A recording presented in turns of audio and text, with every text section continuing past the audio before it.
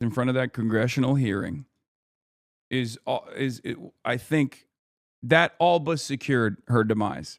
Trump saw that and he thought, that's it, you're done. Now, she's in a horrible predicament regardless. There was nothing in the Trump address. We're gonna do the full Trump address in a second, but obviously, first we are going to talk about the domestic instability that's taken place in the United States of America. We're talking about Trump. Another major shift.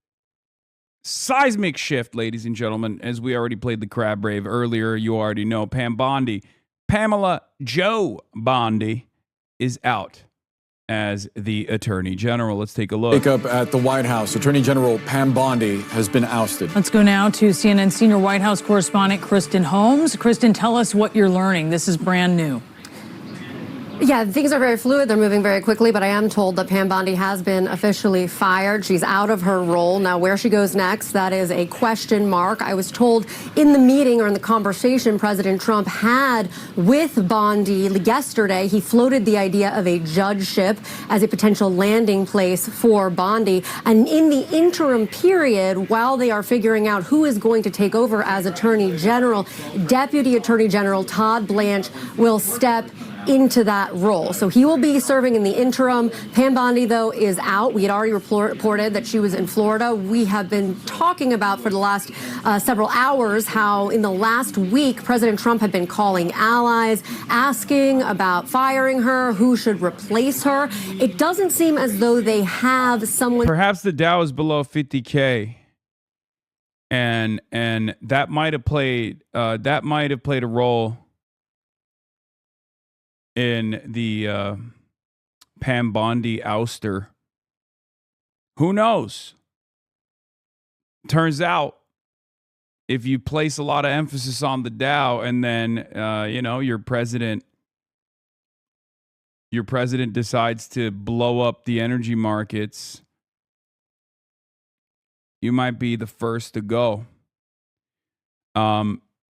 So I suspect that this is the next step, by the way. Trump weighs replacing Intel chief Tulsi Gabbard after she shielded Joe Kent, who undercut Trump's Iran war rationale. Someone's got to fall on a sword for every single thing that Donald Trump is messing up right now. I don't know who it will be for the economy. Someone's going to have to go for that too eventually. But it's clear that for the immigration stuff, the immigration panic, the anger and resentment that people felt, and the protest that they initiated, where they successfully purged ICE Gestapo thugs from Minneapolis, led the Trump administration to take the initiative and release a pressure valve. The first one was Greg Bovine Bovino, the manlet himself, and the second was Kirsty Noem, Secretary of the Department of Homeland Security.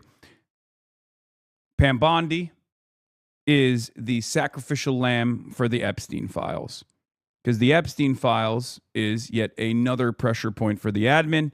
A lot of people are frustrated.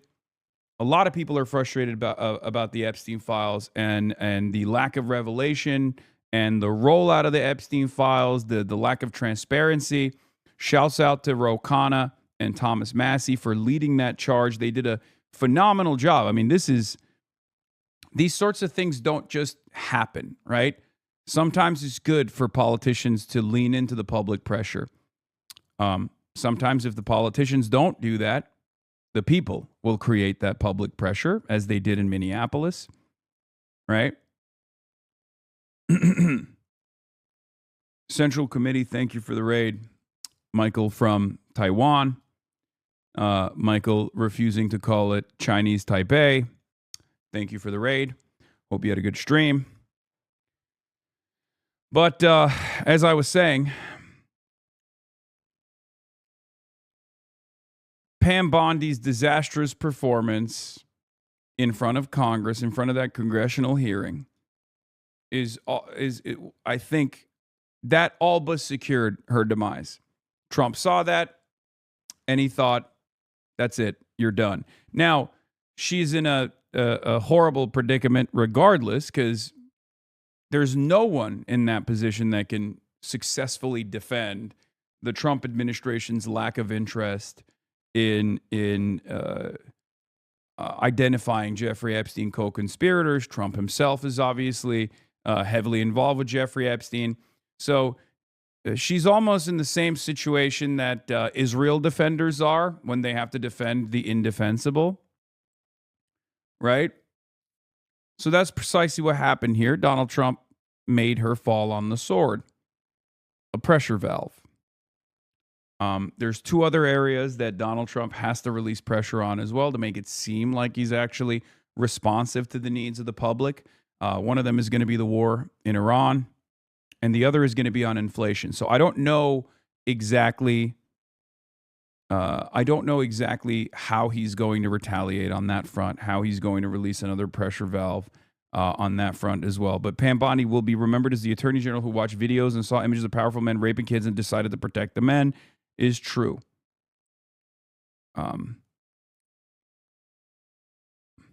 What? I know you hate spam, me too, but do you have any experience with Nick Land discussions or any beef? I have one, outing him out. He retweeted, zero experience, law. Sorry interrupting your explanation of what you're doing. But yeah, you have more experience, ? I am just no one, lol, Nick Land, haha.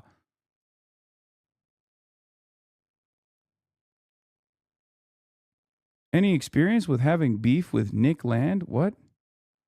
I have one at the moment. Please tell me. Let's work together.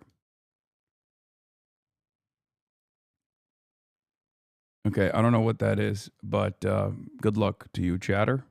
More power to you. Specific in mind, we know that they have floated the idea of Lee Zeldin among other people. Zeldin is currently leading the EPA, but I am told that is not a done deal.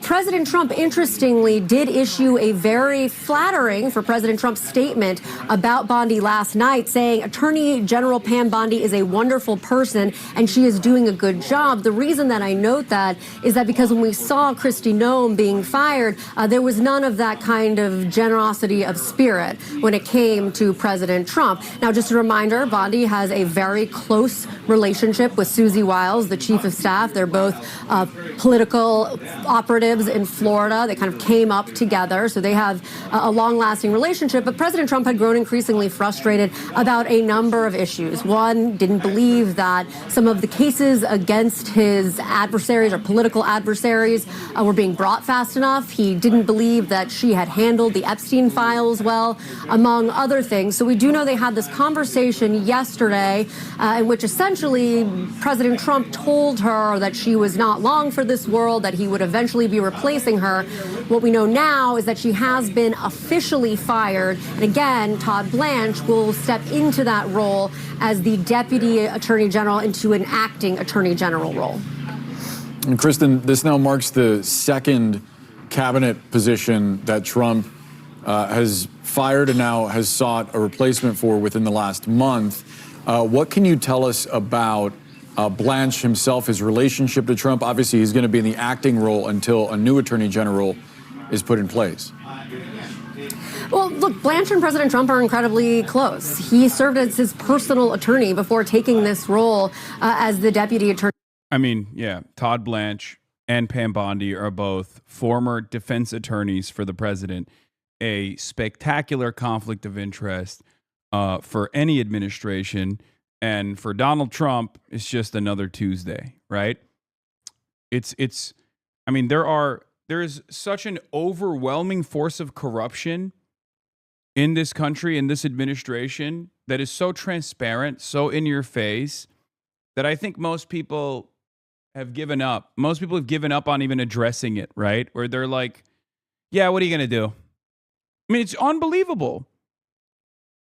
I talked about it quite extensively in the beginning where I was like, this is ridiculous. This is the attorney general is a former defense attorney for Donald Trump. That's totally ridiculous. And the deputy attorney general, Todd Blanche, is also a former defense attorney for Donald Trump. And then I brought that back up when we were talking about the Ghislaine Maxwell situation, where former defense attorney for Donald Trump, current Deputy Attorney General Todd Blanche, went and had a private closed-door meeting with Ghislaine Maxwell, the principal co-conspirator to the Epstein files, the only remaining alive person, basically the skeleton key for unlocking the secrets of the entire Epstein saga, right? Totally ridiculous. And they even, they transported her to a much nicer facility after that conversation took place. Like that was already an indication of where things were going to head. Of course they're going to do that, right? Of course the administration is going to do that, especially because there's no pushback. There's not enough pushback, rather. And for many people, for ordinary Americans who are too busy trying to make ends meet, they're frustrated with all the things that they're seeing, but they also have a hard time mounting pressure consistently because there's a barrage of corruption. It's this tornado of corrupt entities coming together to pick apart America's corpse, basically. It's quite difficult to deal with, and in the absence of any sort of Democratic Party organizing and taking on a leadership role in identifying what these issues are and pushing and pulling when necessary, it comes across as a rudderless movement overall. We're not as disciplined as we could be. I mean, we're all trying our best, but I will say that the Democratic Party's lack of interest, with some very notable exceptions, of course. Obviously, Ro Khanna and Thomas Massie is a great example of one of those areas where they were able to lean into the public pressure campaign, and they were able to successfully get this scalp. They played a big role in this. You all did as well. But this is an example that should be repeated in every single issue. Identify a problem, expose the contradictions, take advantage of the fact that people are very frustrated. If you're a politician, identify a problem, and then do everything in your power to make political changes. Apply legislative pressure, hold congressional hearings, right? Hey, Hasan, I know you hate spam, flirt. I do too, but did you know the Piker Broadcasting Service brings a free news experience to the people and is funded entirely by subs from you, the viewer? Yes, that's true. The Piker Broadcasting Service is funded by you, the people, for you, the people. If you'd like to fund the show, all you need to do is subscribe, which you can do for free with the Twitch Prime by connecting your Amazon Prime account to your Twitch account, or with a $6 a month subscription. That's right, PBS. For tomorrow's news today.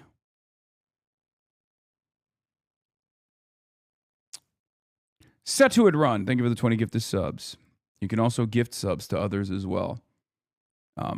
Your subscription allows you to be able to rewind the broadcast, which is one of the amenities. You can use the emotes all around the website. And also you get the opportunity to send me links. Russell Butt, thank you for the 5 gifted. Yeah. And Los Pipos, thank you for the 5 gifted. Are you surprised Trump did this now? I thought the Epstein file chaos had died down because of Iran. I don't think it's going away. General, and there are a number of people who are around President Trump's orbit who have said that Blanche isn't political enough. Well, we saw Blanche taking a new role recently when he stepped out at CPAC and essentially said that everybody who had ever investigated Donald Trump or brought charges against him had been fired from the Department of Justice, making the Department of Justice clearly very political. And President Trump has liked what Todd Blanche has done. Blanche has always been kind of viewed as the person in the background making all of the mechanisms work.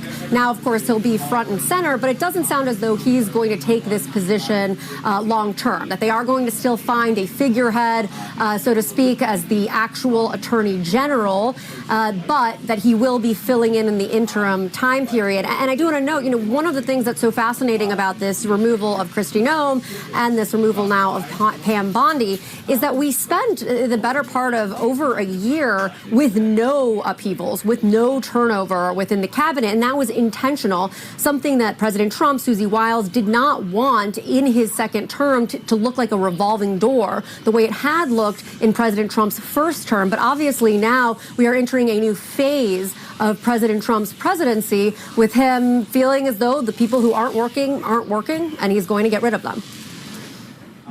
And Kristen, how long was this coming? Because there was a sense, certainly when Pam Bondi appeared before Congress and testified, that she was really trying to appeal to President Trump and that she might have been on thin ice at that point.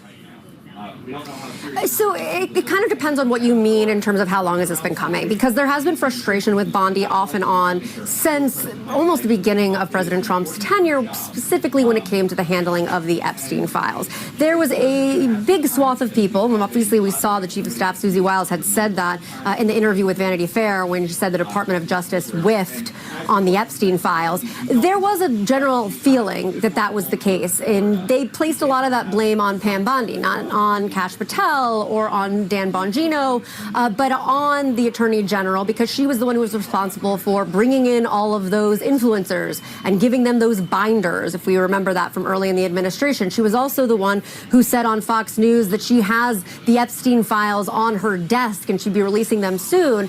All things that put everybody into a tight spot and then caused enormous amount of problems down the road. But when it comes to actually replacing her, what we're told is that in January, this started becoming a real conversation, that the names started floating around as to who would potentially replace her. Now, that had died down a little bit, and then in the last week ramped back up. And I'll tell you, I was getting calls and text messages from people who aren't in the administration, who don't work at the White House, who were saying that they were hearing it. And they were hearing it because President Trump was making calls, really starting on Monday, asking allies what they think about the fact that he might replace her, who should replace her, what does this actually look like?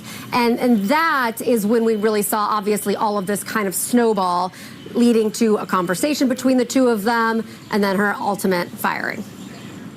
Kristen, please stand by for us. We have some extra voices to add to the conversation. Evan Perez, Jeff Zeleny, and Ellie Honig are with us. Evan, first to you.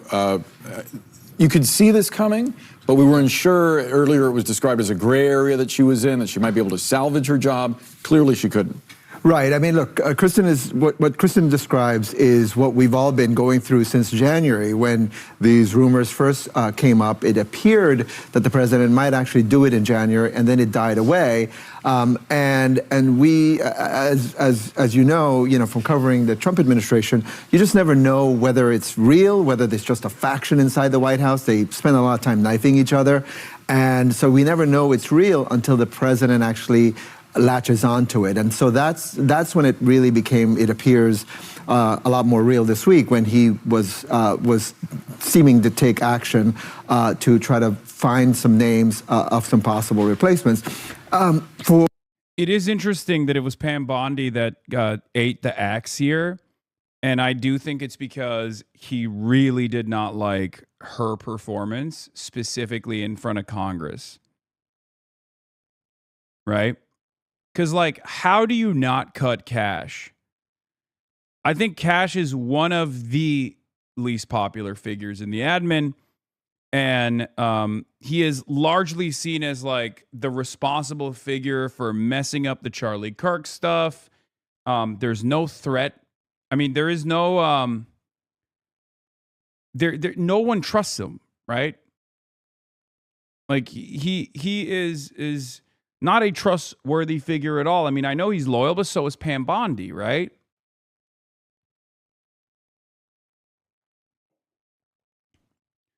Kash is a keeper. You're talking crazy.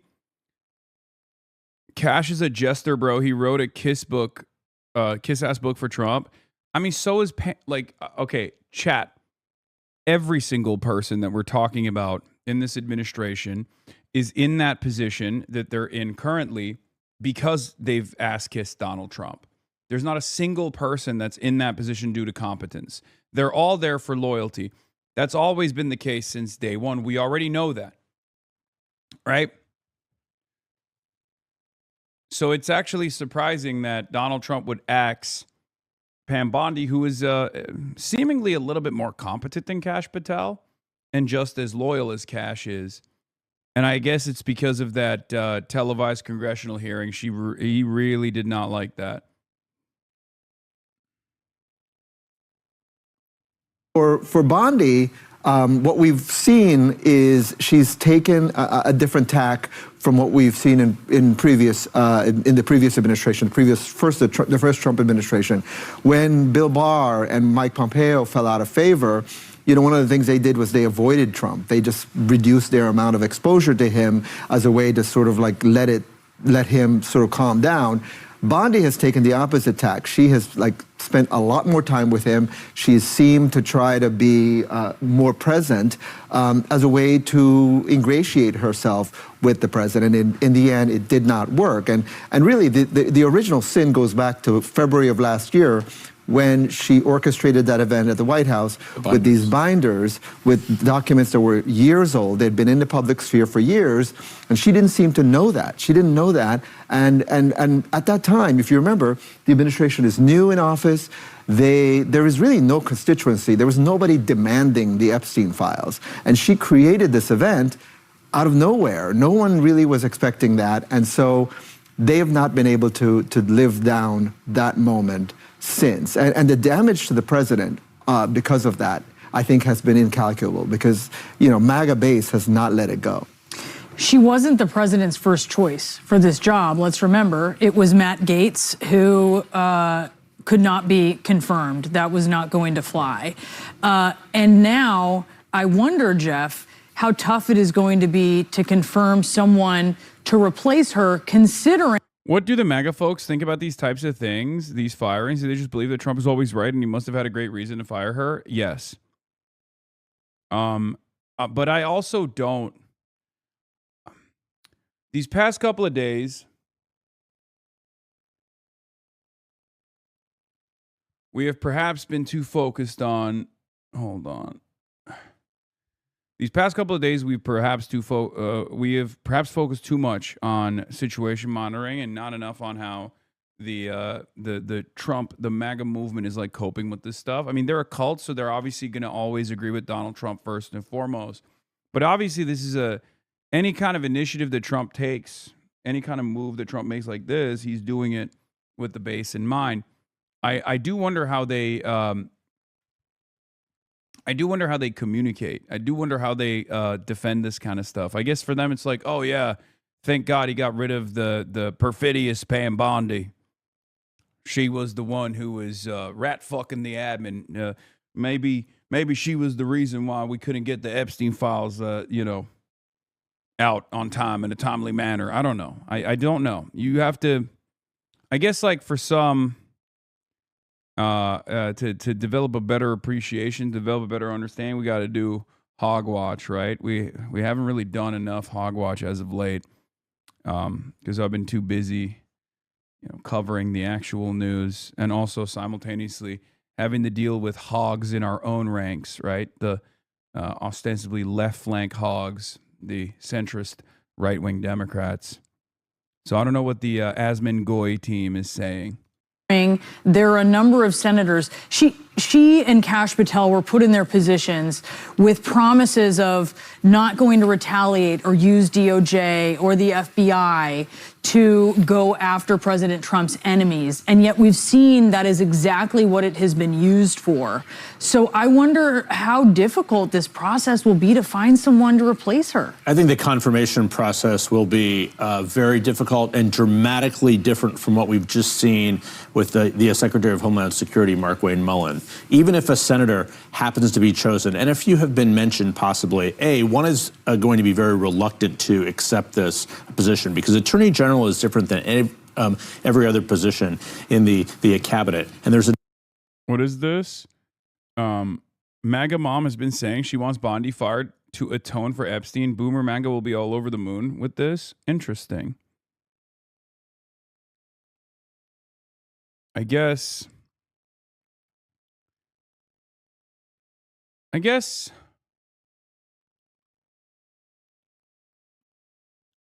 for them, they see this as a much needed respite. Maybe they see this as like the administration being responsive to their needs. Perhaps maybe that's the case. Enough muscle memory now, beginning with Jeff Sessions, who could not be any more loyal initially until he fell out of favor because he recused himself. And that's something that the president still has in mind. He will choose someone who will never recuse themselves from anything. So I think that these confirmation hearings for the next attorney general will be dramatically different, largely because of what Evan was saying, everything that has been learned over the last year. The Epstein files are not going away now. That genie is well out of the bottle, regardless of who the attorney general is. So I think it's very difficult. But to your point, I was thinking the exact same thing. She was not his first. It's so funny that the MAGA cult is, I mean, I guess they are doing the good czar, bad boy R's, right? In their minds, they're thinking Donald Trump is this infallible deity, this figure that is the best hero to champion all the causes that they care about. They don't understand that like Pam Bondi was in that position for her utmost loyalty to Donald Trump. And that the only reason why she came across as like inconsistent or bad on the Epstein stuff was because of Donald Trump's demands. Donald Trump put her in this bind. Donald Trump put her in this indefensible position where she had to sit there and defend it. Asmongold reacts to Pam Bondi's national crash out. Yeah, I remember him saying this. People voted against it, and you were one of them, hypocrite. Honestly, Donald's got to get rid of this bitch. He does. Like, one of the best things he could do is just say, like, listen, like, we tried, we did what we needed to do. We thought that she'd be able to do it, and it turns out... Do what? Like, release the Epstein files while also simultaneously sheltering all the co-conspirators, including people like Donald Trump? Like, I despise her, but I also despise Donald Trump. That's the morally consistent position, right? Because Pam Bondi is a mere expression of the desires of Trump. That's why she was the attorney general. So it just doesn't make sense that these guys will be like, yeah, Pam Bondi is like singularly responsible for not releasing the Epstein files. As a matter of fact, it's all entirely in her hands, right? A choice. He knew her well, obviously. She was involved in the campaign from Florida. Wasn't inherently a political years ago, became very political.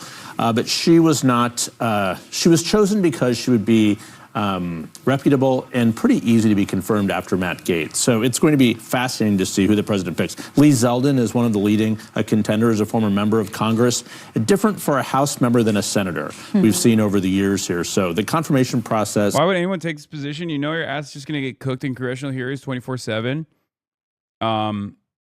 There's no other alternative, That's just, it is what it is. I mean, these guys are brown nosers. They get a tremendous amount of time in front of cameras. They elevate their platform. They know. Look, I don't think anyone is so stupid that they think Trump is not eventually going to use them as a sacrificial lamb when things get hot. Okay? Michael Pence was Donald Trump's vice president. When Donald Trump lost the election, he decided to lie and say that the election was stolen from him. And they looked for a way to seize control over the government and deny the democratic outcomes in 2020. Okay? One of the things that they thought they could do is maybe identify this like totally procedural, ceremonial a process that Mike Pence was overseeing. They wanted to pressure Mike Pence to stop the authorization of all the votes that were coming in, right? That's January 6th. Mike Pence was Donald Trump's vice president. Donald Trump literally goaded his fans to go and do an insurrection where they were demanding to assassinate his vice president, okay? So if Donald Trump will demand or play a role in the in the attempted hanging of his vice president, what makes you think the attorney general is going to be free of such scrutiny? Right? It's totally ridiculous. Donald Trump has a track record of consistently firing people whenever he wants to shift the blame away, shift the attention away from himself and his shortcomings. I think everyone that's in this administration is aware of that, right? They just think it'll be someone else holding the bag.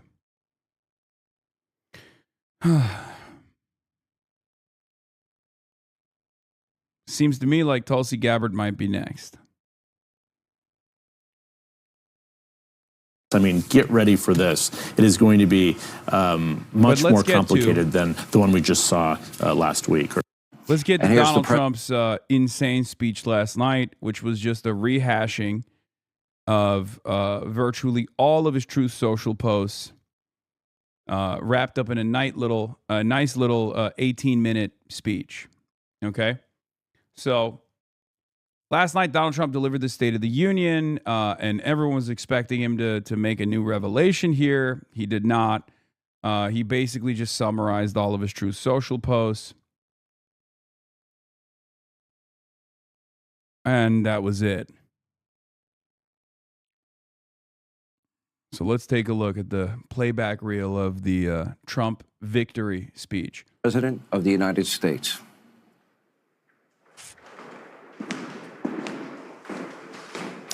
Thank you very much. My fellow Americans, good evening. Let me begin by congratulating the team at NASA and our brave astronauts on the successful launch of Artemis II. It was quite something. It will be traveling further than any manned rocket has ever flown and will very substantially pass the moon, go around it, and come back home from a distance that has never been done before. It's amazing. They are on the way, and God bless them. These are brave people. We want to God bless those 4 unbelievable astronauts.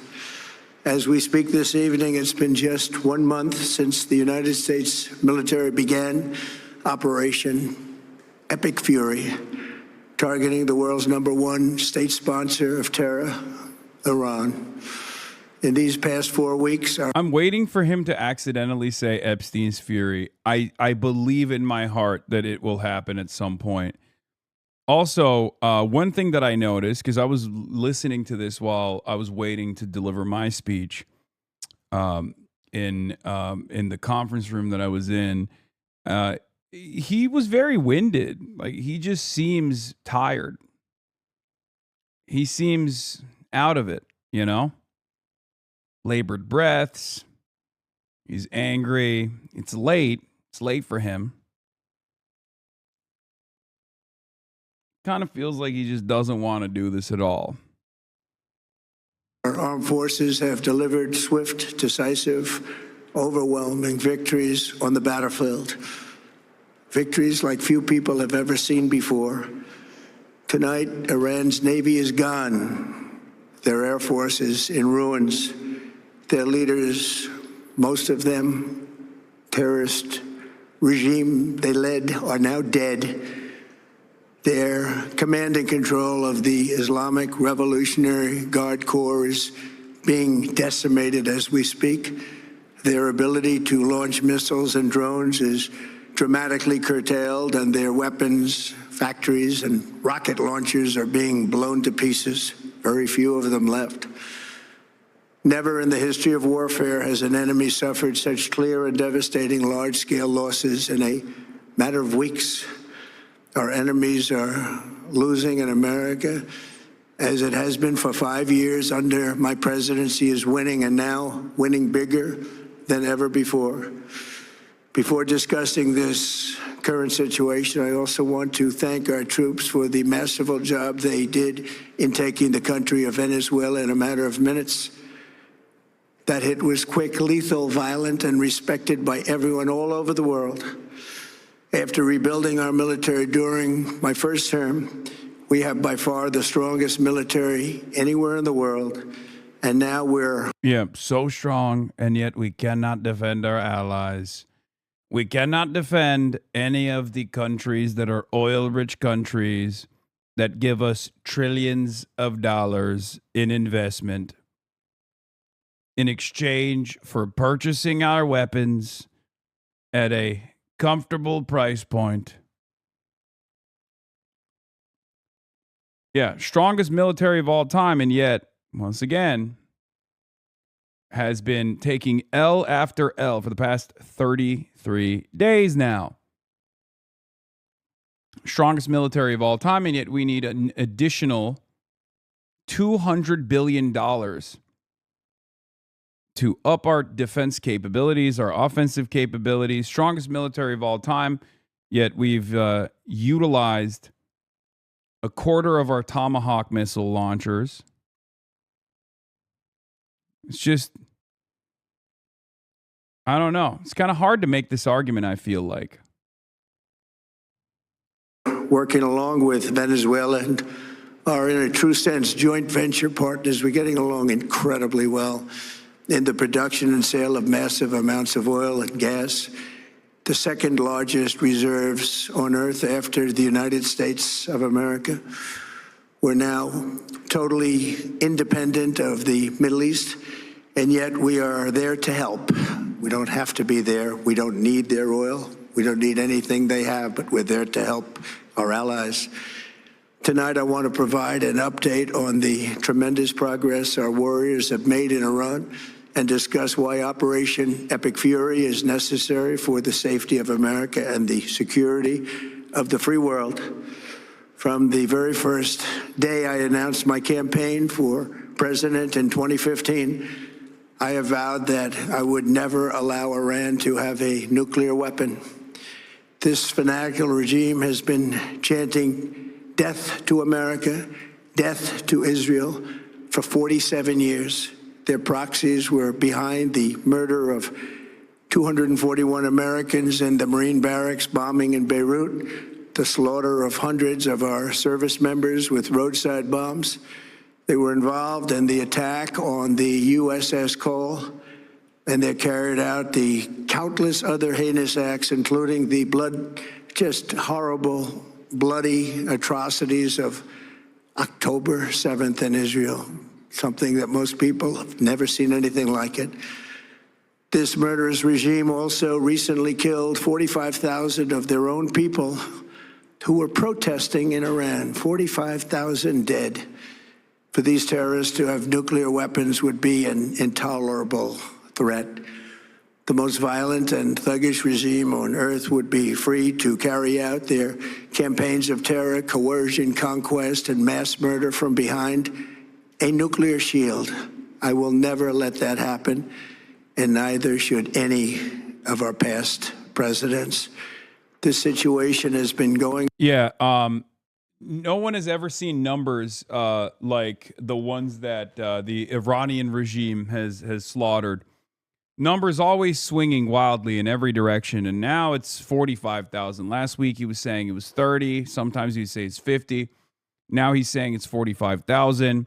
Also, what's interesting about this, I mean, obviously the numbers are utterly irrelevant for these people. They're just trying to justify, bombing Iran in this weird, distorted, totally twisted manner where it's like, oh yeah, we're saving the Iranian people from the government by killing Iranian people, right?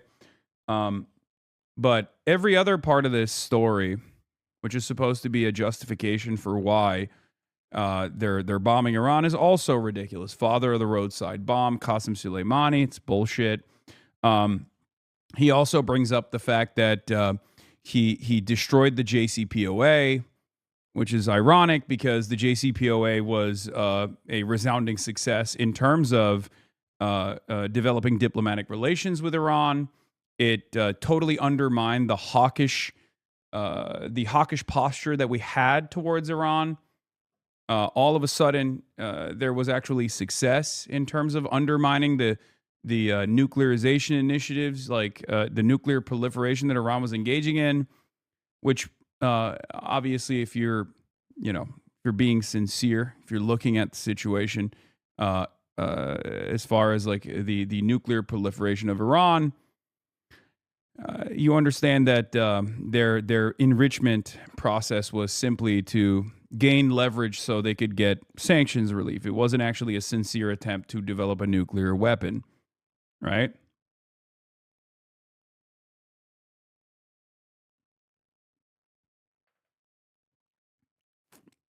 Every single thing that he's brought up are Foundation for Defending Democracy talking points, copied and pasted. Foundation for Defending Democracy is a Benjamin Netanyahu's personal think tank in Washington, D.C. And it's all totally bullshit. But of course, because American politics is very stupid, American politicians are very stupid, and unfortunately many Americans are very stupid, you can just kind of lie about this sort of stuff and people just listen to it and go, yeah, I believe it. And even those who don't believe it don't actually know what the truth is. They just don't believe it because it's Donald Trump saying it. Which is unfortunate, but I guess you got to work with what you have, right? Ultimately, it's a spectacular failure.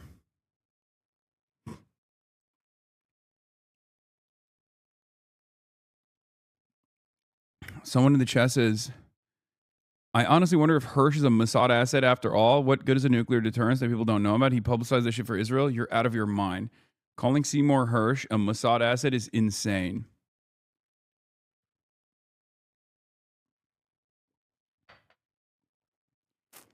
Put some respect on it. Cy Hirsch is the GOAT.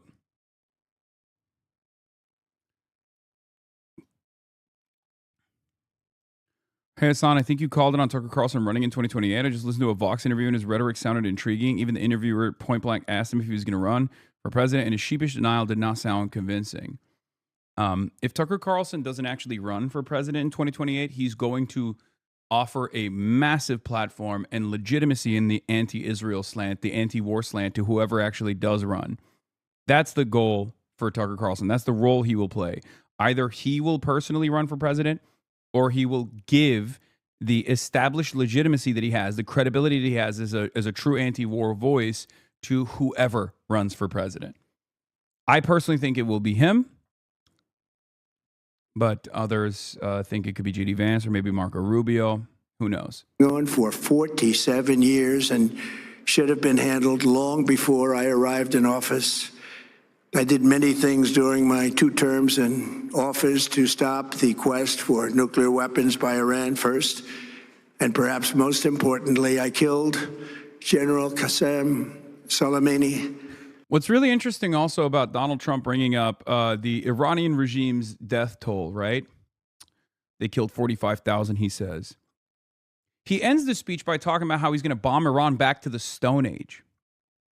So even in this 18-minute window, he's totally inconsistent about liberating the Iranian people. He can't even hold on to this idea of false liberation narratives for long enough, right? It's totally ridiculous. In my first term, he was an evil genius, brilliant person, a horrible human being, however, the father of the roadside bomb. And he lived just horrible what he did. Iran would have been perhaps in far better, stronger position. Had he lived, we would have had probably a different conversation tonight. But you know what? We'd still be winning and winning big. And then very importantly, I terminated Barack Hussein Obama's Iran nuclear deal, a disaster. Didn't you predict that Tucker Carlson would be forgotten when he left Fox? He was. The problem is Tucker Carlson is a cockroach. He was forgotten. He was left behind. But he expertly positioned himself as a lone heterodox thinker on the right and became the guy that people go to for anti-Israel sentiment, for anti-war sentiment, for the Republicans and for those who have enmity towards migrants and believe in, white nationalist rhetoric and white nationalist ideals that were also true isolationists. Okay?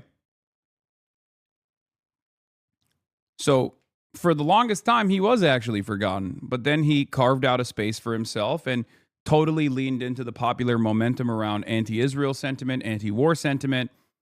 And he was able to win back that audience slowly but surely.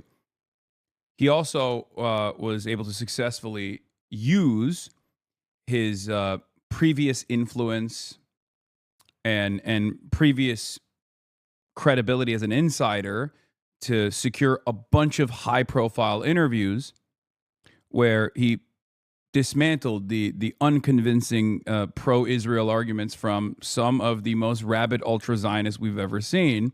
Mike Huckabee, Ted Cruz, all of those things build on this momentum. So he was able to carve back influence. Now, I don't know how influential Tucker Carlson still is amongst the right. Okay?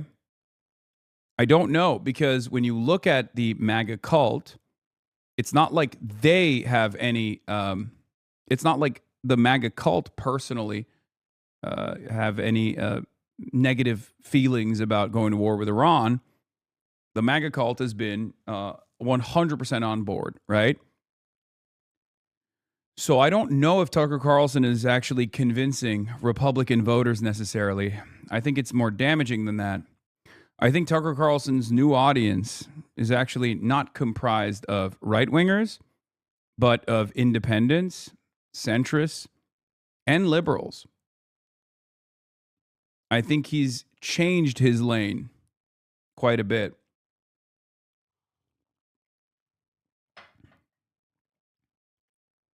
A lot of normies who don't actually bracket themselves into any ideological lane, who say stuff like, I'm apolitical, they watch Tucker Carlson. They like Tucker Carlson. They see him as an honest voice. This is very dangerous. And it would not exist if, for example, the Democratic Party was the party that people went to for a true anti-war perspective. No one would pay attention to Tucker Carlson if the Democratic Party wasn't spending every single day attacking people like myself, anti-war voices on the left.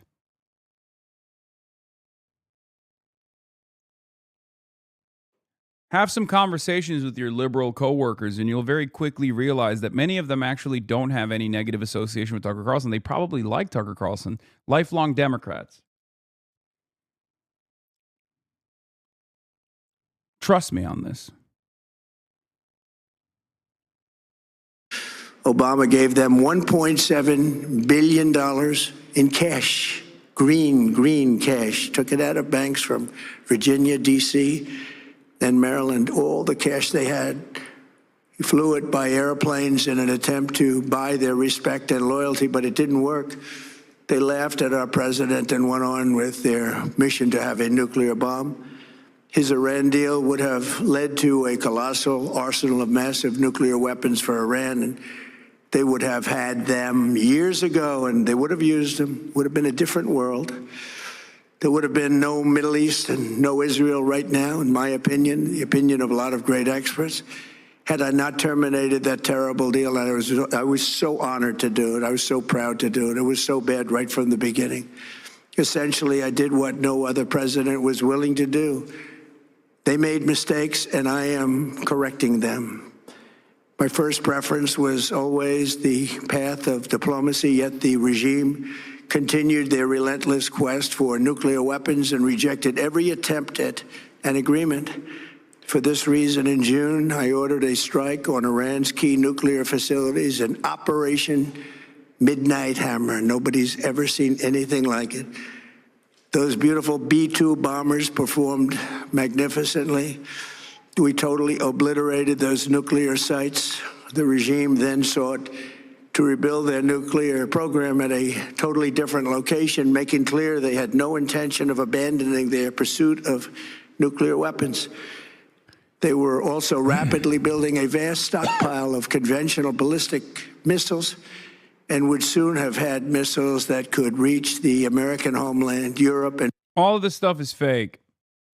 I mean, it's for an administration that's led by a guy who successfully convince people that he was going to be a different, not neocon style Republican who convincingly told all of his voters, his entire base, that Republicans and Democrats both had lied about WMDs to go to war with Iraq, and how big of a defeat that was.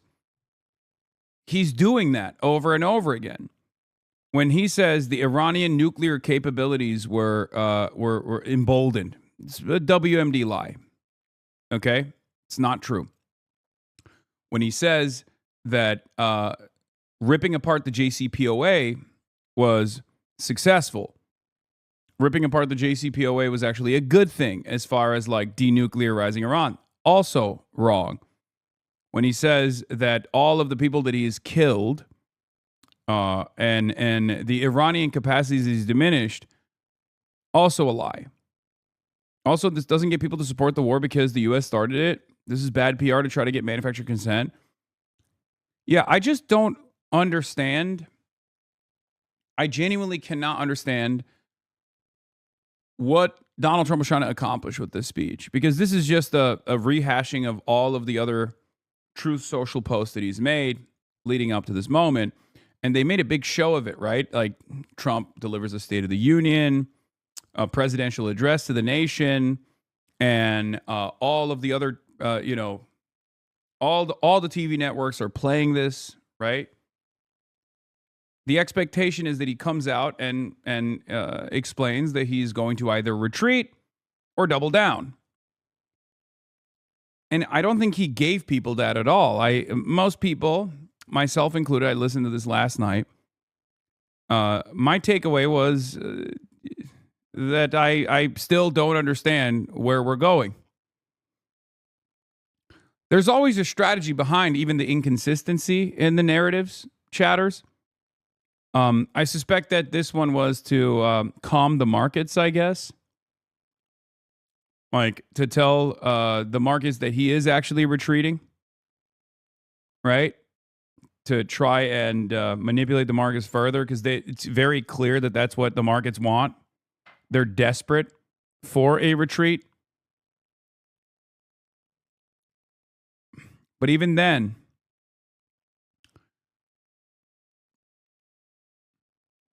it had the opposite effect. Oil still went up. In virtually any other place on earth, Iran's strategy was so obvious.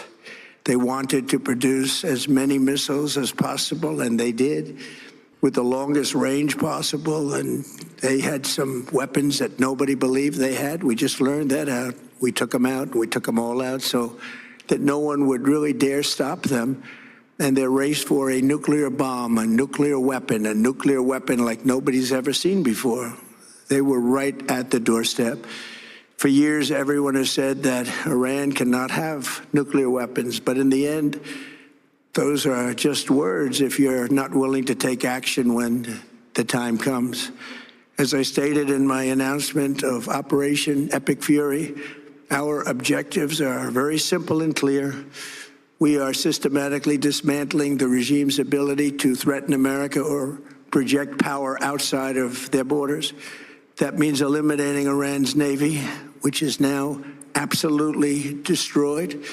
Yeah, Iran's navy is like go-fast boats and jet skis, and it hasn't been thoroughly dismantled. Like the Iranian navy assets that they've blown up are utterly irrelevant. They don't control the Strait of Hormuz with their navy. They control the Strait of Hormuz with their missiles and specifically their drones. And the real question here is, or the real assessment here in terms of deteriorating Iran's capabilities of controlling the Strait of Hormuz can only be seen with the tankers that are crossing the Strait of Hormuz. If the tankers that are crossing the Strait of Hormuz still, to this day, are Chinese flag tankers and tankers that are paying a toll to the Iranian government, that means the American government has not been able to successfully attrit the Iranian capabilities. This is just bullshit.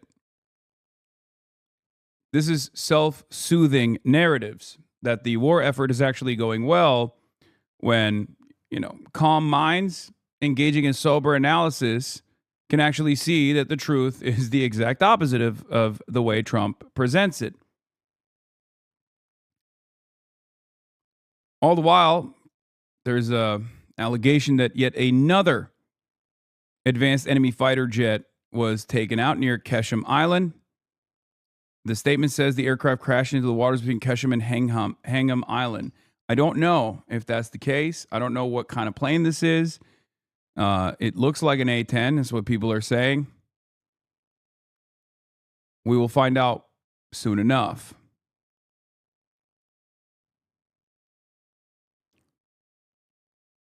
Best summary of what you're saying. Leaked video shows Iran's control over the Strait of Hormuz. Okay.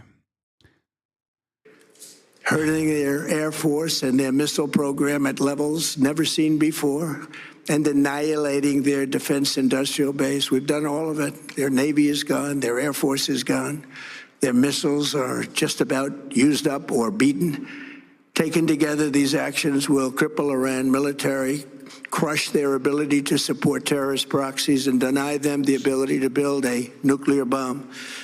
Our armed forces have been extraordinary. There's never been anything like it militarily. Everyone is talking about it, and tonight I'm pleased to say that this part is true. Everyone is talking about American military capabilities, just not in the way that Trump thinks they're talking about it, right? I think a lot of people are reconsidering the American force projection capabilities. I do believe that. We've been talking about it quite a bit here on the broadcast. A lot of people are tuning in to hear what, Mersheimer has to say about this on independent outlets. It's just not one that favors the United States of America and its force projection power. So I guess he's half right on that one. these core strategic objectives are nearing completion. As we celebrate this progress, we think especially of the 13 American warriors who have laid down their lives in this fight to prevent our children from ever having to face a nuclear Iran. Twice this past month, I've traveled to Dover Air Force Base, and it's been something. I wanted to be with those heroes as they return to American soil, and I was with them and their families, their parents, their wives, their husbands. We salute them, and now we must honor them by... They died in the most honorable way possible, for the most honorable goal. They died for Israel, my beautiful, my pretty, my sweet Israel, the most important country on the planet. Completing the mission for which they gave their lives, and every single one of the people, their loved ones said, please, sir, please finish the job, every one of them.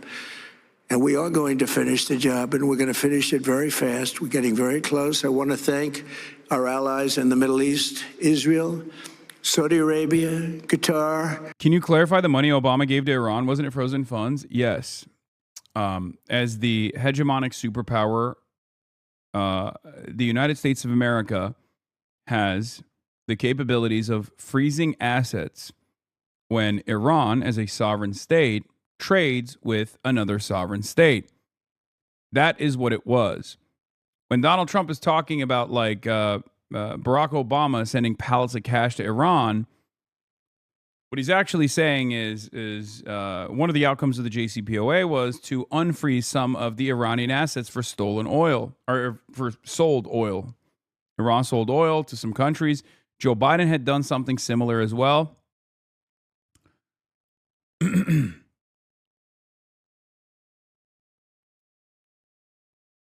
Which is to unfreeze some of the stolen Iranian assets for oil that was sold to other countries. The UAE, Kuwait, and Bahrain, they've been great, and we will not let them get hurt or fail in any way, shape, or form. Many Americans have been concerned to see the recent rise in gasoline prices here at home. This short-term increase has been entirely the result of the Iranian regime launching deranged terror attacks against commercial oil tankers in neighboring countries that have nothing to do with the conflict. This is yet more proof that Iran can never be trusted with nuclear weapons. They will use them, and they will use them quickly. It would lead to decades of extortion, economic pain, and instability worse than we can ever imagine. The United States has never been better prepared economically to confront this threat. You all know that. We built the strongest economy in history. We're going through it right now, the strongest in history. In 1 year, we've taken a dead and crippled country. I hate to say that, but we were a dead and crippled country. I don't think you hate saying America was crippled under Joe Brandon or under Obama. I mean, that's kind of what you did twice. It's your number one thing that you say.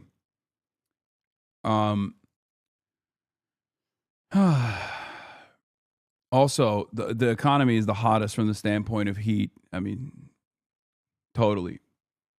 Everyone's feeling it. Everyone's feeling how great it is. After the last administration, and made it the hottest country anywhere in the world by far, with no inflation, record-setting investments coming into the United States, over $18 trillion, and the highest stock market ever, with 53 all-time record highs in just 1 year. It all positioned us to get rid of a cancer that has long simmered. It's known as the nuclear Iran, and they didn't know what was coming. They've never imagined it. Remember, because of our Drill Baby Drill program, America has plenty of gas. We have so much gas. Under my leadership, we are #1 producer of oil and gas on the planet, without even discussing the millions of barrels that we're getting from Venezuela.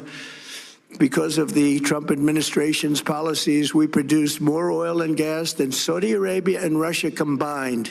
Think of that, Saudi Arabia and Russia combined. And that number will soon be substantially higher than that. There's no country like us anywhere in the world, and we're in great shape for the future. The United States imports almost no oil through the Hormuz Strait, and won't be taking any in the future. We don't need it. We haven't needed it, and we don't need it. We've beaten and completely decimated Iran. They are decimated, both militarily and economically and in every other way. And the countries of the world that do receive oil through the Hormuz Strait must take care of that passage. They must cherish it. They must grab it and cherish it. They can do it easily. We will be helpful, but they should take the lead in protecting the oil that they so desperately depend on. So to those countries that can't get fuel, many of which refuse to get involved in the decapitation of Iran, we had to do it ourselves. I have a suggestion. #1, buy oil from the United States of America. This is the most important part. As I've explained to you before, taking Venezuela for its oil was seemingly a silly thing, right? Because America's an oil exporter, and in order to maintain price stability, sitting on top of the second or the largest natural oil reserves would have meant that the price of a barrel would go down if America actually supplied too much oil, right? If they refined too much oil, the price of a barrel will go beneath $60 a barrel, and therefore a lot of these like smaller fracking companies in the United States of America, which make up the backbone of the American industry, the American extraction industry, would not have been able to sell at a profit, and they would have to close up shop. It wasn't just to screw Cuba. And at the time I said, no one will ever, no capitalist has ever said, oh, free oil, I hate that, right? Even though The Economist was writing about it and all these other, analysts, all these commodities traders were saying, this seems really stupid. This is not beneficial. This is not for oil. Even though Donald Trump was like, no, this is for oil. Well, now we know. Right? He's basically telling Europe that he fucked over to purchase oil and gas from the United States of America, purchase more oil and gas from the United States of America. all of the other allies around the world that rely on the Strait of Hormuz for their energy needs should now get it from the United States of America instead. Price stability will come from U.S. overproducing oil now in order to make up for the lack of supply while demands rise. However,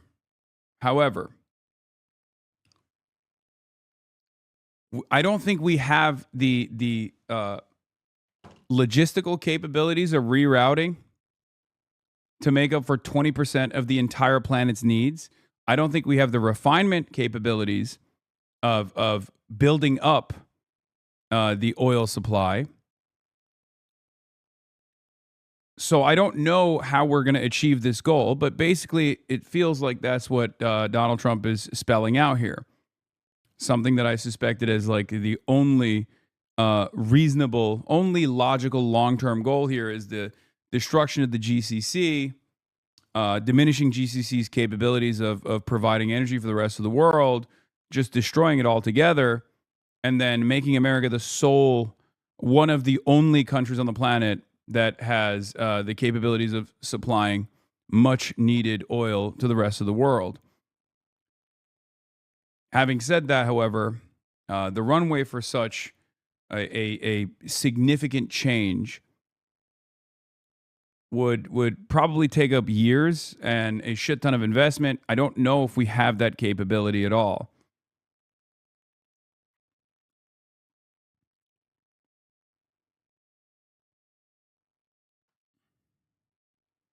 Lemon AI literally said that yesterday, and you said it was crazy and that they couldn't refine it. Stole my whole flow word for word, bar for bar. When I said that yesterday, you said I was crazy. Chatter, I don't know if you recall this conversation, but you literally said, I said that initially. Why am I going back on it? Okay. That was my assessment initially. I'm still telling you that just because it's a fucking goal that the administration has doesn't mean that they're capable of achieving said goal. Is it hard for you to comprehend?